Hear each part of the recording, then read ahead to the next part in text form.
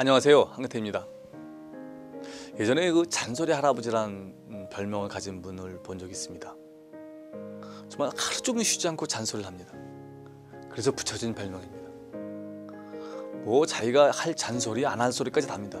심지어 할아버지인데 부엌에 가서도 이렇게 잔소리를 하는 거예요. 뭐 국이 짜다, 싱겁다, 뭘 넣어야 된다, 말아야 된다. 참 제가 볼 때 주제넘는 일이죠. 이거 해라, 저거 해라, 이거 하지 마라, 저걸 왜 했냐. 근데 나이가 많으니까 사람들은 뭐라고 하지 못했죠. 안 들을 수는 없고. 하여튼 모든 사람이 그 잔소리 할아버지만 보면 머리를 절레절레 흔들었습니다. 지금 생각하면 참 어리석은 노인인 것 같아요. 여러분, 잔소리라는 거의 그 정의가 뭔지 아세요? 잔소리라는 말의 정의가 맞는 말을 기분 나쁘게 하는 것, 이게 잔소리의 정의입니다. 맞는 말이죠. 하지만 기분 나쁜 거 듣는 순간, 기분 나쁘다는 건 뭐예요? 행동하지 않는다는 거죠.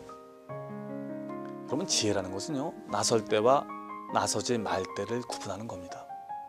말을 해야 할 때와 하지 말아야 할 때를 구분할 수 있어야 됩니다. 그게 지혜입니다. 말을 해야 할 때와 하지 말아야 될 때란 그러한 시를 하나 소개하겠습니다. 말을 해야 할 때와 하지 말아야 할 때. 줄 때는 말이 필요 없습니다. 사랑하는 사람에게 귀한 선물을 주면서 그것에 대해 설명하면 그 가치가 오히려 떨어지는 것과 마찬가지입니다. 주는 행위 안에는 내가 하고 싶은 말이 모두 포함되어 있기 때문입니다.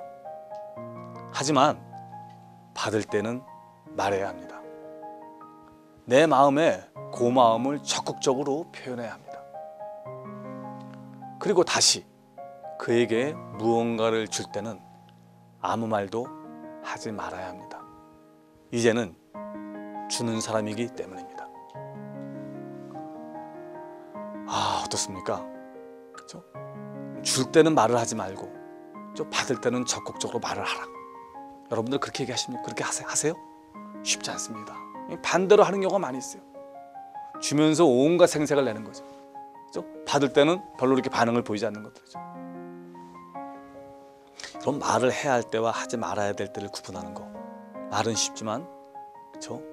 그게 결코 쉽지 않습니다. 하지만 그것만 잘 구분해도요, 우리는 많은 걸 얻을 수 있습니다. 제 딴에는 아주 큰 마음을 먹고 어떤 집 애 등록금을 한번 대준 적이 있습니다. 저한테도 굉장히 큰 돈이었어요. 근데 반응이 너무 뜨뜻미지근한 겁니다. 그냥 고맙다고는 하는데 그냥 입만 고맙다는 거고 얼굴에 전혀 그 표정이 드러나지 않는 거예요. 정말 탐탁지가 않았습니다. 정말 기분이 안 좋았어요. 여러분, 우리가 뭔가 그래도 줄 때는, 그죠? 뭔가 이렇게 큰 걸 줄 때는 기대를 하잖아요. 그죠? 뭔가 저 사람이 좋아할 것이다, 기뻐할 것이다. 근데 워낙 반응이 뜨뜻미지근하니까 실망을 하는 겁니다. 제가 그때 깨달았어요.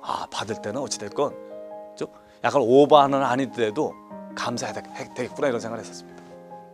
하지만요, 무언가를 받을 때는 정말 적극적으로 감사 표시를 해야 됩니다. 반대로 줄 때는요, 가능한 말을 줄여야 합니다. 주면서 생색을 내면 안 됩니다.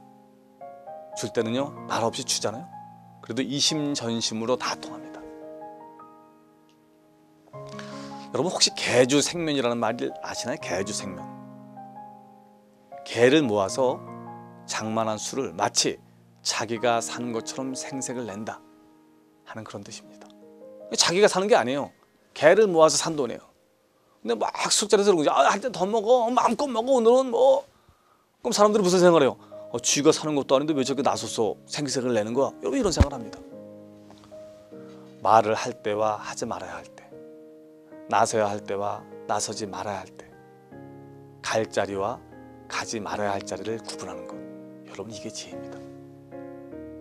문제는요, 이런 지혜는 학교에서 가르쳐주지 않는다는 겁니다.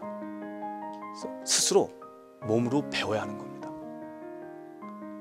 여러분 주변에서 이런 걸 한번 잘 실천해 보시길 바랍니다. 감사합니다.